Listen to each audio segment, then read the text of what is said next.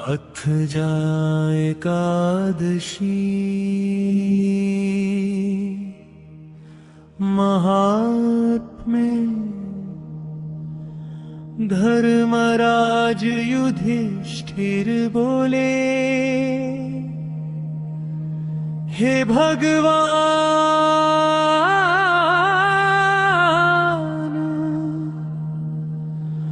अपने माघ माह की कृष्ण पक्ष की घटतिला एकादशी महात्म्य का।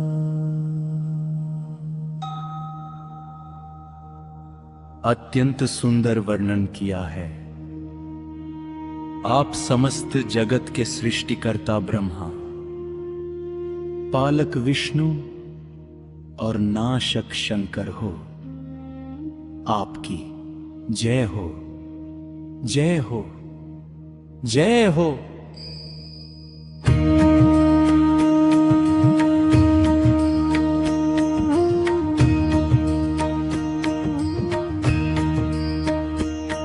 अब आप कृपा कर माघ माह के शुक्ल पक्ष की एकादशी की कथा का वर्णन कीजिए।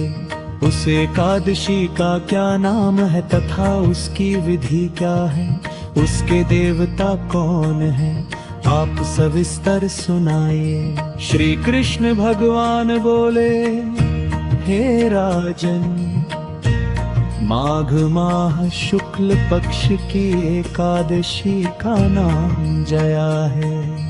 इस एकादशी व्रत से ब्रह्म हत्या के पाप से मनुष्य छूट जाते हैं और उनको अंत में स्वर्ग की प्राप्ति होती है। इस व्रत में कुकर्म अर्थात भूत प्रेत पिशाच आदि की योनि से मनुष्य छूट जाता है। अतः इस एकादशी के व्रत को विधि पूर्वक करना चाहिए। राजन, मैं एक पौराणिक कथा कहता हूँ जिसे पद्म पुराण में कहा है।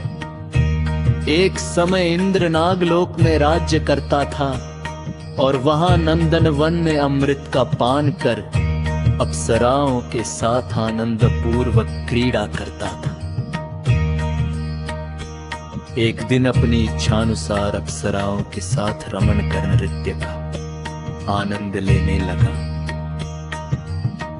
गंधर्व उस जगह गान कर रहे थे।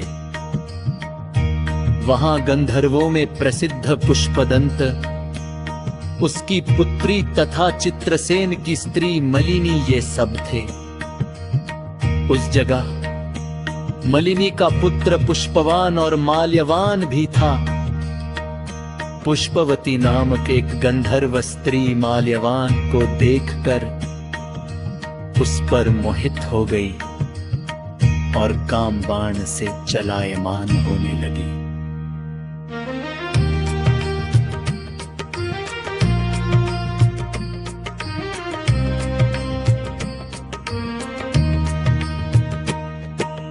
अपने रूप सौंदर्य हाव भाव आदि द्वारा उसने माल्यवान को वश में कर लिया। हे राजर्षि, वह पुष्पवती अत्यंत सुंदर थी। उसके लक्षण ये थे, उसके बाहु कामदेव के कांडहास के समान थे। चंद्रमा के समान मुख खिला हुआ था। विशाल नेत्र वाली एवं कानों में सुंदर कुंडलों को धारण किए हुए थी। उसकी ग्रीवा में सुंदर हार था। उसके मोटे तथा ऊंचे उठे हुए कुछ स्वर्ण कलश के समान शोभा दे रहे थे। उसका पेट तथा कमर सिंह के समान अत्यंत पतले थे। उसके नितंब विपुल, जंघाएं मोटी थी। उसके चरण लाल वर्ण के कमल के समान थे। पुष्पवती की ऐसी सुंदरता को देखकर उसके ऊपर माल्यवान भी मोहित हो गया। अतः वे दोनों कामदेव के वश में हो गए। इंद्र के बुलाने पर फिर भी नाच गाने के लिए इन्हें जाना पड़ा और अपना गान अप्सराओं के साथ शुरू करना पड़ा। यद्यपि ये नाच गा रहे थे, परंतु उनका वन काम वासना के प्रभाव से ना लगा और अशुद्ध गान गाने लगे। इनके भाव भंगिमाओं को देखकर इंद्र ने इनके के प्रेम को समझ लिया और इसमें अपना अपमान समझकर इन्हें शाप दिया कि ये मेरी आज्ञा उल्लंघन करने वाले मूर्खों, तुमने मेरा अपमान किया है। तुम लोगों को धिक्कार है, इसलिए तुम स्त्री पुरुष के रूप में मृत्यु लोक में जाकर पिशाच का रूप धारण करो और अपने कर्मों का फल भोगो।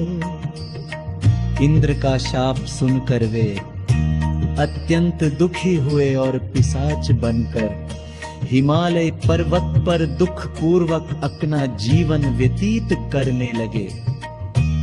गंध, रस और स्पर्श आदि का कुछ भी ज्ञान उन्हें नहीं था। वे उस जगह महान दुख भोग रहे थे। रात दिन में एक क्षण भी उन्हें निद्रा नहीं आती थी। उस स्थान पर अत्यंत सर्दी भी थी, जिसके कारण उनके रोम खड़े हो जाते थे। उनके सर्दी से दांत कटकटाते रहते थे। पिशाच ने अपनी स्त्री से एक दिन कहा, हमने पिछले जन्म में ऐसे कौन से पाप किए हैं जिससे इतनी दुखदाई ये पिशाच योनि इन्हें प्राप्त हुई है। इस पिशाच योनि में नरक के दुख सहना उत्तम है। वे इसी प्रकार अनेक विचार करते हुए अपना दिन व्यतीत कर रहे थे।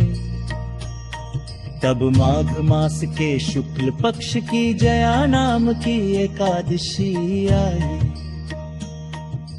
इन दोनों ने उस दिन कुछ भी भोजन न किया।